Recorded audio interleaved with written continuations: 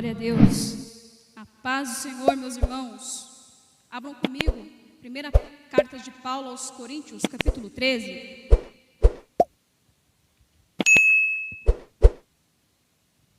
Glória a Deus. Os irmãos que estão presentes podem se assentar. Meus irmãos, vamos aproveitar o nosso tempo que é curto. Quero que antes de mais nada você aproveite esse tempo e vá compartilhando essa mensagem. Quero que você lembre agora de um jovem que você conheceu, que está distante dos caminhos do Senhor. Envie essa mensagem para ele. E se possível, envie embaixo, escrito assim: só ouve. Mais nada, meus irmãos. Compartilhe agora. Eu creio que Deus vai falar tremendamente ao nosso coração. Primeira carta de Paulo aos Coríntios, capítulo 13. Quero aqui agradecer também ao nosso irmão pastor Afonso pela oportunidade, nosso irmão Fábio, nosso irmão Júnior, todos os demais irmãos que são participantes desta obra. Amém? Irmãos, quando a gente fala da primeira carta de Paulo aos Coríntios, capítulo 13, a gente pensa assim logo que vai falar de amor. Sim, nós vamos falar de amor, mas talvez não do modo como você esteja imaginando. Hoje em dia criou-se a ideia no nosso meio que quando a gente prega de amor, parece que a gente invalida a justiça de Deus.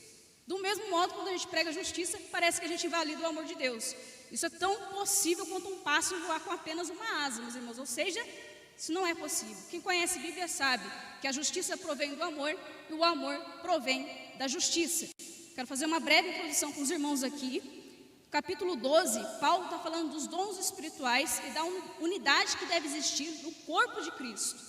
E logo no capítulo 14, Paulo vai destacar os dons mais excelentes que existem ali e vai também falar da ordem que assim deve ter na reunião dos irmãos, no culto. Irmãos, vejam bem, quando a gente fala de 1 Coríntios capítulo 13, todo mundo pensa, que legal, é muito bonito, amor. Só que Paulo não está olhando com essa visão que a gente pensa.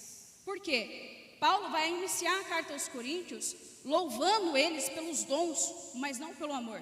Logo em seguida, Paulo vai falar assim: olha, vocês têm todos os dons, mas sois carnais. Vocês têm todos os dons, mas sois meninos ainda. E Paulo começa a exortar a igreja de Corinto, assim como eu também trago essa mensagem hoje, para poder dar uma exortada, uma admoestada aos nossos jovens.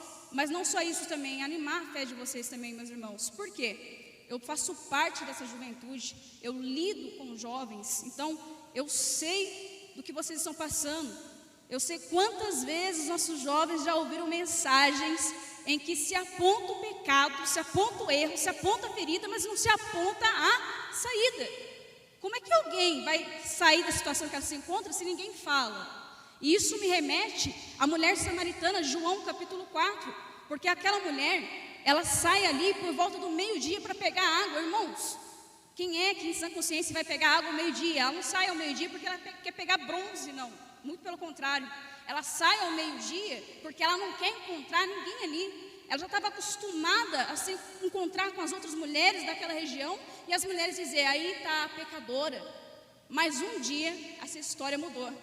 Aquela mulher vai àquele poço e ela encontra nesse poço quem? Jesus Cristo. E quando Jesus Cristo diz para ela assim, mulher, se tu soubesse a água que eu tenho, você pediria e nunca mais teria sede. Ela vai dizer assim, Senhor, me dá dessa água. Aí Jesus vai dizer para ela, vai lá, chama o teu esposo, vem aqui. Ela vai dizer assim para Jesus, olha, eu não tenho esposo. Jesus vai dizer, disseste bem, não tens esposo. Tiveste 5, o que está contigo agora não é teu. Isso disseste com verdade. Então ela vai olhar para Jesus e vai dizer assim, olha, eu vejo que o Senhor é profeta, hein? Ela não está elogiando Jesus para mudar de assunto. Ela vai começar a falar assim, olha, dizem que se adora no monte, outros dizem que se adora no templo. Onde devemos adorar? Ela está dizendo assim, Senhor, eu sei que eu estou errada, a minha vida é uma vida de pecado, mas eu quero sair dessa situação, onde devo me consertar. Jesus vai dar aquela resposta que todo mundo sabe de cor, mulher, crede-me que a hora vem, agora é, em que os verdadeiros adoradores adorarão ao Pai em espírito e em verdade. Então logo ela se lembra das escrituras, ela vai dizer assim, eu sei de quem você está falando. Você está falando do Messias, quando ele vier, ele vai fazer a gente saber de tudo isso. Aí Jesus vai olhar para aquela mulher e vai dizer assim, mulher, eu o sou, eu que falo contigo. que nós possamos ser assim, meus irmãos, como Cristo, apontando também uma saída. Vamos então para a leitura da palavra. Primeira carta de Paulo aos Coríntios, capítulo 13. Ainda que eu falasse as línguas dos homens e dos anjos, e não tivesse amor, seria como um metal que soa ou como o sino que tine. E ainda que tivesse o dom de profecia e conhecesse todos os mistérios e toda a ciência, e ainda que tivesse toda a fé, de maneira tal que transportasse os montes e não tivesse amor, nada seria. E ainda que distribuísse toda a minha fortuna para sustento dos pobres, e ainda que entregasse o meu corpo para ser queimado e não tivesse amor, nada disso me aproveitaria. O amor é sofredor, é benigno, o amor não é invejoso, o amor não trata com leviandade, não se ensoberbece, não se porta com indecência, não busca os seus interesses, não se irrita, não suspeita mal, não folga com a injustiça, mas folga com a verdade. O amor tudo sofre, tudo crê, tudo espera, tudo suporta. O amor nunca falha, mas havendo profecias, serão aniquiladas. Havendo línguas, cessarão. Havendo ciência, desaparecerá. Porque em parte conhecemos e em parte profetizamos. Mas quando vier o que é perfeito, então o que o é em parte será aniquilado. Quando eu era menino, falava como menino, sentia como menino, discorria como menino, mas logo que cheguei a ser homem, acabei com as coisas de menino. Porque agora vemos por espelho, em enigma. Mas então veremos face a face. Agora conheço em parte, mas então conhecerei como também sou conhecido. Agora, pois, permanecem a fé, a esperança e o amor. Estes três, porém, o maior destes é o amor. Quando Paulo está dizendo aqui, ainda que eu falasse as línguas dos homens e dos anjos e não tivesse amor, seria como um metal que soa, como o sino que tine. Paulo está dizendo assim, olha, pode ter uma oratória excelente, evangeliza muito, prega muito, louva muito, fala em mistério que é uma maravilha, mas não tem amor em si, é como um sino fazendo barulho. Paulo está dizendo, é só barulho, não produz edificação. Paulo vai seguir dizendo, e ainda que tivesse o dom de profecia e conhecesse todos os mistérios e toda a ciência, e ainda que tivesse toda a fé, de maneira tal que transportasse os montes e não tivesse amor, nada seria. Paulo está falando assim, você tem os dons mais destacados da igreja, porque naquela época em Corinto, estes dons eram os mais visados, os mais destacados, e ainda hoje dom de profecia, dom de línguas, dom de conhecimento. Mas então Paulo vai dizer assim, olha, pode ter fé para mover montanha, não tem amor, nada vale. Paulo vai seguir dizendo, e ainda que distribuísse toda a minha fortuna para sustento dos pobres, e ainda que entregasse o meu corpo para ser queimado e não tivesse amor, nada disso me aproveitaria. Paulo está dizendo, olha, gosto de obra social, gosto de entregar cesta básica, talvez venda o guarda-roupa para poder suprir a necessidade de alguém, mas se o que te leva a fazer isso não é o amor, nada disso te aproveita. Paulo vai dizer, pode entregar o corpo para ser queimado vivo, como os mártires da igreja primitiva, mas se o que te levou a fazer isso não é o amor, nada vale. Paulo vai seguir dizendo, agora ele tenta descrever o amor, no versículo 4, meus irmãos, veja bem, se alguém me perguntar o que é o amor, eu vou responder aquela frase clichê que todo mundo conhece, o amor é um homem chamado Jesus Cristo. Por quê? O amor de Deus, ele é tão indescritível, não tem palavras que possam descrevê-lo, mas Paulo tenta e ele começa dizendo assim, o amor é sofredor. Quando a gente fala o amor é sofredor, logo nós lembramos Cristo na cruz. Olha o que o nosso mestre sofreu por nós ali na cruz. E dizendo isso, meus irmãos, por que uma palavra de amor para a nossa juventude? Porque eu quero que vocês saibam que vocês são amados, jovens. Vocês são muito amados por Deus, e o amor de Deus, ele é maior que o pecado que está em vocês. Por que eu digo isso? Porque hoje, no nosso meio, nós temos jovens até que podem vir aqui, podem sentar na mocidade, podem estar com a camiseta da mocidade, estão na igreja, mas não estão em Cristo. São jovens que, infelizmente, eles não conseguem vencer a carnalidade. Estão aqui, mas sabem que estão em pecado. Eles amam a Cristo, Cristo ama vocês, jovens, vocês podem ter certeza disso. Eu sei que vocês pensam assim, olha, Quando eu tento melhorar, eu não consigo. E eu me sinto muito fraca, eu não consigo sair disso. Por isso nós temos jovens, e jovens demais, em depressão, crise de ansiedade. Nós temos jovens aí na prática da homossexualidade. Nós temos jovens com pensamentos suicidas no nosso meio. E nós temos jovens em prática de prostituição, fornicação e tantas outras coisas. E estão dentro da igreja. Engraçado, era para estar perto de Cristo também, mas não estão em Cristo como deveriam. Vocês enfrentam aquele embate que Paulo descreve ali em Romanos capítulo 7. O bem que eu quero fazer, isso eu não consigo fazer, mas o mal que eu não quero, acabo cometendo. E quando vocês se veem diante desse dilema, vocês pensam assim: eu não presto, melhor morrer. Verdadeiramente, nós não prestamos. Mas Cristo viu um valor em nós que nós não podíamos ver. Irmãos, a carta de Paulo não termina aí. Paulo segue dizendo assim: graças dou a Deus por Jesus Cristo. Em Cristo Jesus nós conseguimos vencer todas essas obras da carne. Compreendam isso, meus jovens. A vontade de vocês ficou enferma desde o Éden. O nome da enfermidade é pecado. E o pecado opera em nós para a morte.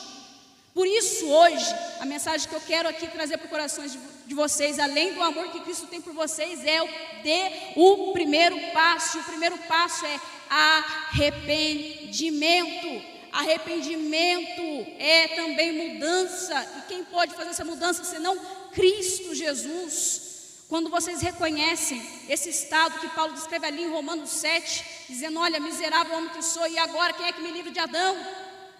Só Jesus pode fazer isso. Então eu me arrependo. Quando eu me arrependo, eu estou reconhecendo: eu sou pecador. E quando você reconhece que você é pecador, saiba que existe um que morreu por você na cruz, e Ele dá o perdão que você tanto necessita, e é de graça.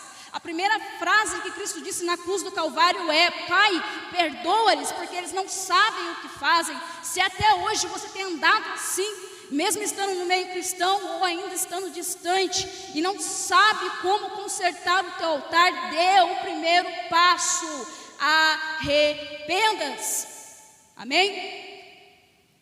Paulo vai seguir dizendo: o amor, ele é benigno.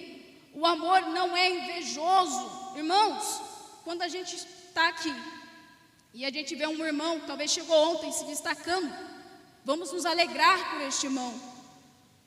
A inveja, meus irmãos, é algo terrível, e não deve ter no meio cristão.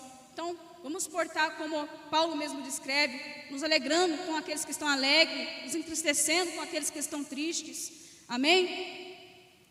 Paulo segue dizendo: o amor não trata com leviandade, o amor não é imprudente. Se alguém faz algo imprudente e diz que foi por amor, não é amor. O amor não se porta com imprudência. Paulo segue dizendo: o amor não se ensoberbece. Por quê? Porque ali na igreja de Corinto, alguns tinham os dons ali, mais visados, e eles se vangloriavam. Tanto é que Paulo, no seu capítulo 2, ele vai dizer assim: eu vim trazer a palavra da cruz, e eu não vim com sublimidade de palavras, eu vim em demonstração de palavra e poder. Porque existiam homens que estavam ali, que estavam tão inchados em si, porque eles pensavam assim: eu tenho uma excelente oratória, eu sou profeta, eu falo muito em mistério, eu tenho o dom do conhecimento. Paulo falava assim: vocês estão inchados, e tudo que causa inchaço, que causa autoexaltação, não provém do amor, porque o amor nos ensina a humildade. Como eu digo para os irmãos, se for para resumir o amor em uma única palavra, o amor é Jesus. Ele é o amor. E a gente vê Jesus como Isaías descreveu ali no capítulo 53. Quando nós olhamos para ele não tinha parecer nem formosura e nada que pudesse chamar nossa atenção, nos fazer atraídos a ele. Por quê? Porque ele veio em humildade. Segue a palavra. O amor não se porta com indecência, não busca os seus interesses. Jovem, quando você está aqui sentado, talvez esteja um irmão do seu lado que precisa de um abraço. Talvez esteja um irmão do seu lado que precisa de uma palavra. Talvez tenha um jovem do seu lado que está com a alma gritando. Existe até mesmo um louvor que diz assim: será que nós estamos ouvindo o choro da terra? Porque se tem algo que nós aprendemos neste tempo presente, duas verdades. Primeira, a vida é breve. A vida verdadeiramente é um sopro. Segundo, Deus não nos deu imortalidade carnal. Fulano de tal era tão bom, servo de Deus, serva de Deus, mas morreu. Por que será, né? Porque carne e sangue não herdam o reino dos céus. A palavra diz que só Deus possui nele mesmo a imortalidade. O que Cristo nos garante na cruz do Calvário é vida eterna. A carne volta para o pó, o espírito volta para Deus. Agora, vida eterna vai ter, dependendo da sua escolha, aqui. Existe uma frase que um homem disse, eu não sei o nome dele, mas ele falou assim: ninguém vai para o inferno pelos pecados que cometeu. Nós vamos pelo inferno pela graça que nós rejeitamos, porque a prova da graça está na cruz de Cristo, favor merecido ali. Hoje você está ouvindo essa palavra, a graça de Cristo te alcançou também. Se hoje você ouve o convite do Espírito Santo e endurece seu coração, você não vai morrer pelos seus pecados, você vai morrer pela graça que você rejeitou. Compreenda isso. Paulo segue dizendo: o amor não folga com a injustiça, mas folga com a verdade. Tudo sofre, tudo crê, tudo espera, tudo suporta. Será que nós estamos dispostos, jovens, a fazermos isso? Porque Paulo está dizendo, nós somos o corpo de Cristo, Cristo é a cabeça, temos os dons, muito bom, mas Paulo termina o capítulo 12 falando, olha, esse aqui é o caminho mais excelente. Se ele é um caminho mais excelente, significa que nos leva a todas as outras coisas. Será que nós estamos nos portando assim? Será que eu sinto falta do jovem que já esteve no grupo da minha mocidade e hoje não está mais? Será que eu choro por essa alma? Ainda hoje, eu encontrei com uma jovem que está afastada dos caminhos do Senhor. Foi inacreditável como ela me viu. Ela está passando de bike, olhou para trás, me viu e parou. Talvez ela assista essa mensagem. Essa jovem está afastada dos caminhos do Senhor e eu preguei para ela a mesma palavra que eu estou pregando aqui para vocês, porque eu prego para um, para dois, passei do mesmo jeito. Aí eu olhei para ela e falei assim, você ama Jesus, não ama? Ela ama. Você sabe que Jesus te ama? Sei. Ela está na prática da homossexualidade. Eu falei para ela, você sabe que a sua vontade está enferma desde o Éden, sim? Pelo pecado. Muito bem. E você sabe que Satanás conhece isso também. E ele investe na sua carne para que você venha cair sempre em tentação. Você tem que dar um passo que se chama, primeiro, arrependimento. Segundo, viver a vontade de Deus. Só vive a vontade de Deus aquele que morreu para si mesmo. O próprio Senhor Jesus Cristo, Ele vai nos dar prova disso. Em João, no Evangelho de João, a todo tempo, em todo instante, Ele vai dizer assim, eu vim, não para fazer a minha vontade, mas a vontade do Pai. Tem gente que gosta de falar de Jesus e diz assim, mas Ele era filho de Deus. Ele era filho de Deus, mas era homem como nós também somos. Agora, o que fez Jesus cumprir a vontade do Pai sem dar um passo errado? Simples, Jesus Cristo não fazia a sua vontade, Ele fazia a vontade do Pai. Quem entende isso, entende o que Paulo escreveu em Gálatas 2:20. Hoje não vivo mais eu, mas Cristo vive em mim. A vida que agora vivo, eu vivo na fé, no unigênito Filho de Deus que se entregou por mim na cruz do Calvário. Este tem uma grande probabilidade de não andar em erro e em pecado mais. Eu falei isso para ela, aí ela falou assim, eu sei disso, mas como você falou, eu preciso dar esse passo. Eu falei, precisa, esse passo eu não posso dar por você. A gente tem vontade de fazer igual Jesus, quando ele parou ali diante da cidade de Jerusalém. Gente, Jesus falando, como uma galinha quando abre as asas, que é pôr os pentinhos tudo debaixo das asas, assim eu queria fazer contigo, ó Jerusalém. Mas Jerusalém recusou. Do mesmo modo, eu não posso fazer isso por vocês, meu jovem, ainda que eu tenha amor por cada um de vocês. Não tem como eu abrir as minhas asas e acolher todos vocês. Existem passos e escolhas que vocês têm que fazer. Paulo vai seguir dizendo, o amor nunca falha. O amor nunca falha, por isso que eu estou falando. Se for resumir o amor em uma palavra, é Cristo Jesus, e Ele não falhou para conosco. O ladrão que estava ali na cruz, do lado de Jesus, ele compreendeu isso. São dois malfeitores, são dois ladrões, certo? os dois escarnecem de Cristo. Só que chega um dado momento em que um deles vai mudar de ideia. Por que será que ele muda de ideia? Cristo está ali, crucificado, do lado dele, com uma pregação extraordinária. Jesus Cristo ficou 6 horas na cruz do Calvário, abriu a sua boca poucas vezes para dizer 7 frases, e a primeira que ele disse foi: Pai, perdoa-lhes, porque eles não sabem o que fazem. Então esse ladrão, ele vai olhar para o outro que estava escarnecendo e vai dizer assim: olha, nós estamos na mesma condenação, teme tu a Deus pelo menos, porque nós estamos aqui, nós merecemos, mas este nada fez. Então ele olha para Cristo e vai dizer assim: Senhor, lembra-te de mim quando entrares no teu reino. Irmãos, aquele ladrão compreendeu, primeiro, o que? Salvação. Preciso de 3 passos básicos. Primeiro, fé. Segundo, arrependimento, reconhecimento de pecado. Foi tudo que aquele ladrão fez. Ele não fez obras, não foi pelas obras. Salvação não é pelas obras, é pela graça, por meio da fé. Vocês, meus jovens que estão aqui, são assembleianos. Assembleiano e bereano é quase a mesma coisa. Vocês conhecem a Bíblia perfeitamente. Vocês têm fé. Só que falta se arrepender. Por quê? Porque eu creio, irmãos, uma promessa linda que Deus tem sobre a nossa juventude, como Ele deixou escrito em Joel capítulo 2. A chuva serôdia, a chuva de azeite. Eu creio na geração avivada, mas para essa geração ser avivada, primeiro precisa se arrepender. Se arrepende. Segue a palavra.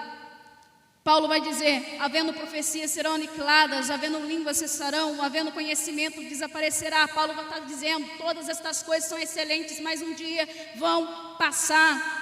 Aí Paulo começa a dizer assim, a promessa que nós temos como igreja: porém quando vier o que é perfeito, quem é perfeito?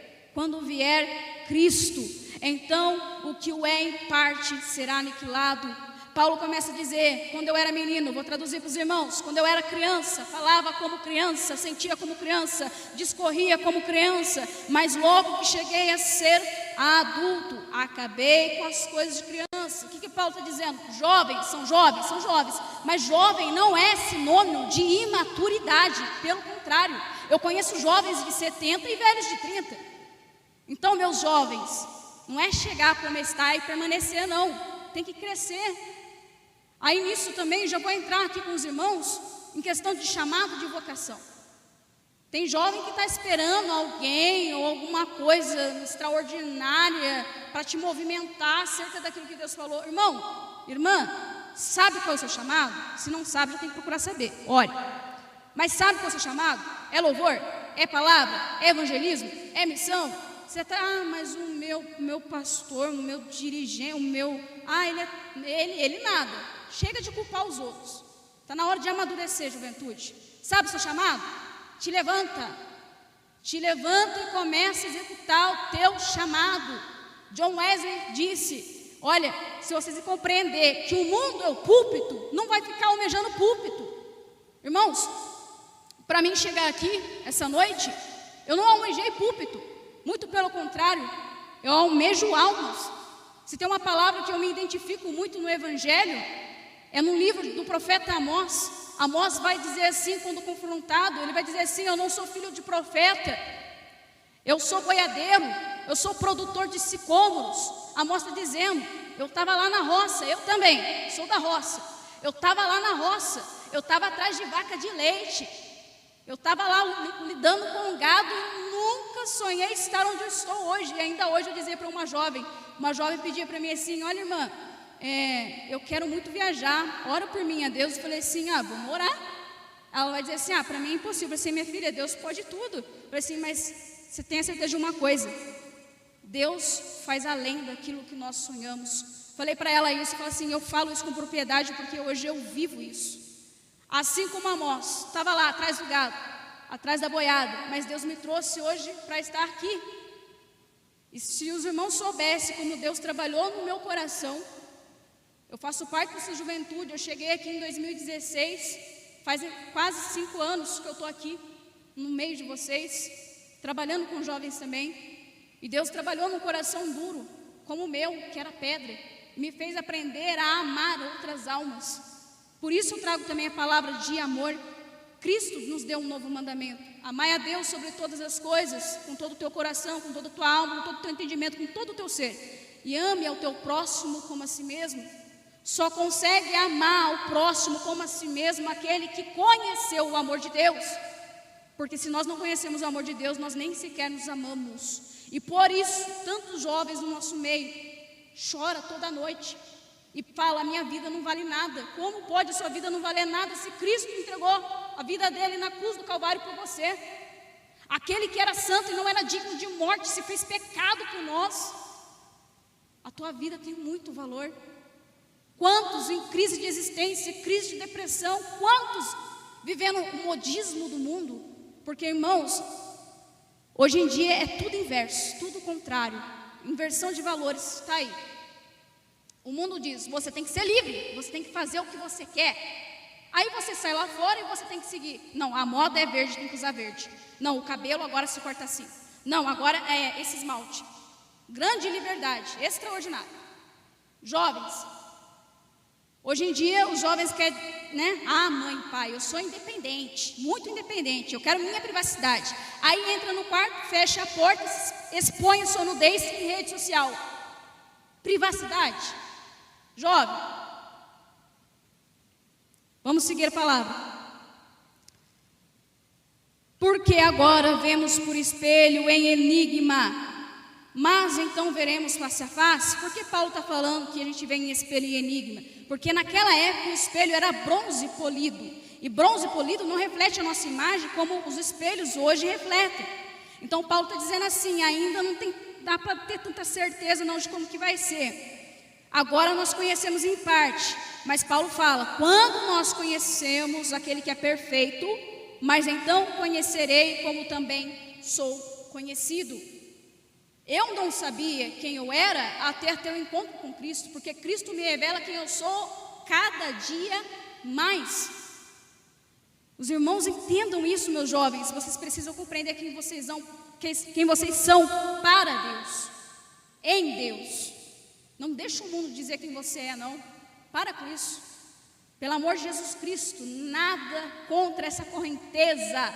Nós somos forasteiros e peregrinos neste mundo. Se você se diz cristão, sai de Babilônia e dê o primeiro passo hoje, se arrependendo. Paulo vai seguir então dizendo: agora, pois, permanecem a fé, a esperança e o amor, estes três. Porém, o maior destes é o amor. O que Paulo está dizendo? Olha, até mesmo a fé e a esperança vão passar, mas o amor vai permanecer. Por quê? Porque fé é acreditar naquilo que eu não vejo, mas logo então verei a Cristo. E esperança é esperar aquilo que eu não estou vendo. Lógico, meus irmãos, eu não estou vendo, eu estou esperando. Mas quando Cristo vier, nós não precisamos mais esperar. Então o amor permanecerá. Por quê? Porque Cristo é o amor.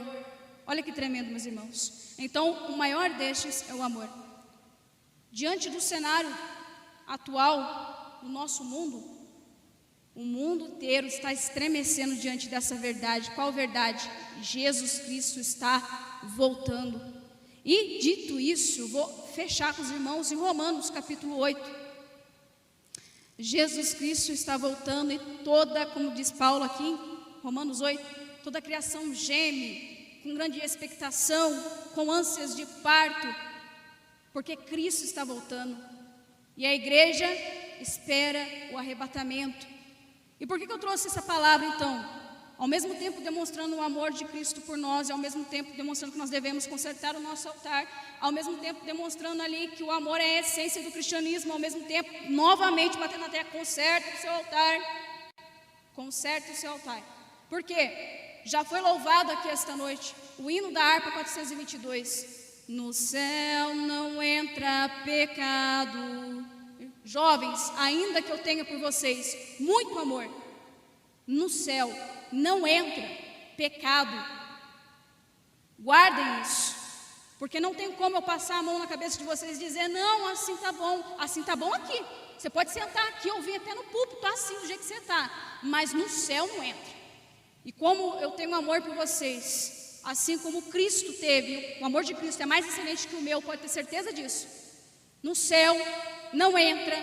Pecado, conserte-se hoje. Existem líderes aqui, os nossos irmãos, o irmão Fábio, o irmão Juninho, o irmão Israel. Existem líderes aqui na nossa mocidade que estão preocupados com vocês. Está nessa situação? Quantos jovens eu não conheço que estão no nosso meio, que sofreram abuso sexual? Está nessa situação? Você precisa se perdoar, porque quem sofre acha que tem culpa, e precisa liberar o perdão para a pessoa que fez. Por quê? Porque a palavra diz que se nós não perdoarmos uns aos outros, Papai do céu também não perdoa. Porque a palavra diz: ninguém devais coisa alguma um ao outro, a não ser o amor com que devais amares. Essa é a oração do Pai Nosso.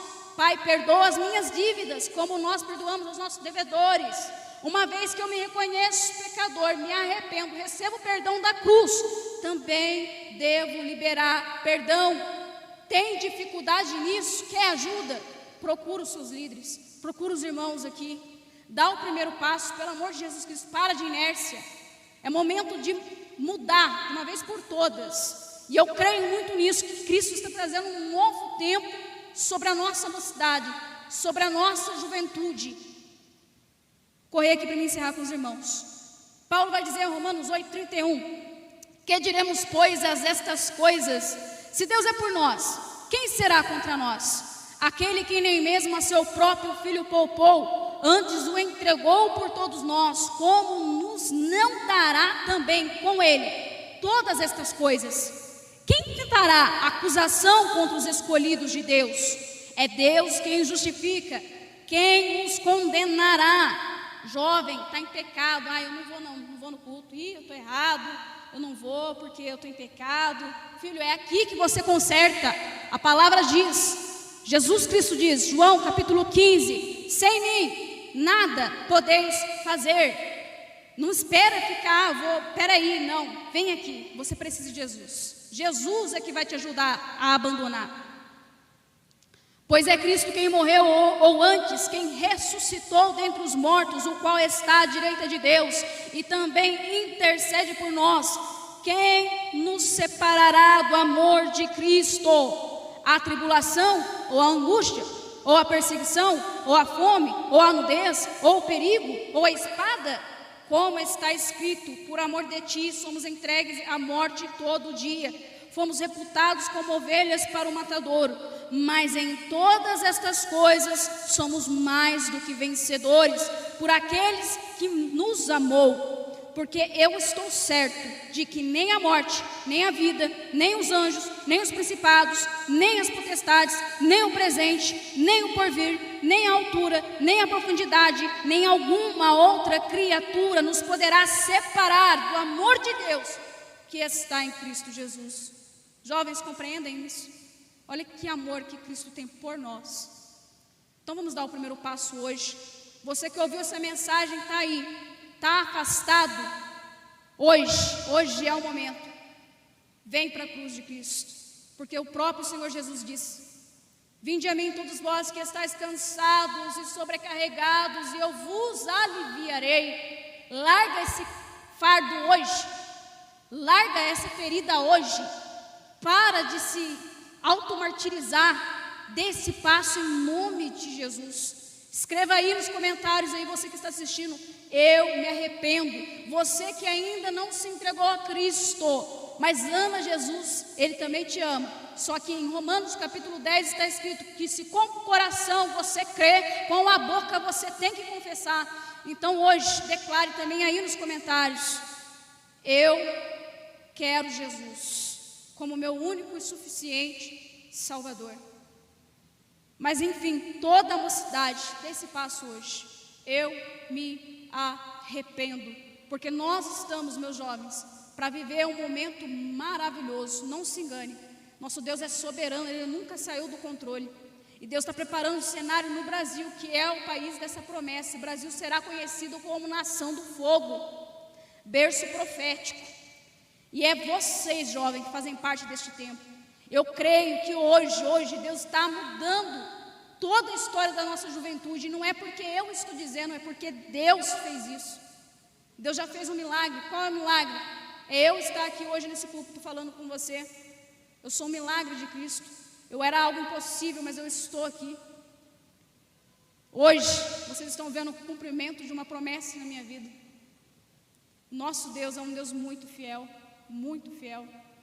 Eu me lembro como se fosse ontem, o dia que eu entrei e sentei nesse banco onde estão sentados os nossos jovens. E era culto da Almadeg. E é lindo o que Deus faz. Deus faz além daquilo que nós pensamos ou imaginamos, além daquilo que nós sonhamos. Então hoje, faz a mesma escolha que eu fiz. Abre mão da tua vontade e viva a vontade de Cristo para ti. Amém? Agradeço a oportunidade em Cristo Jesus.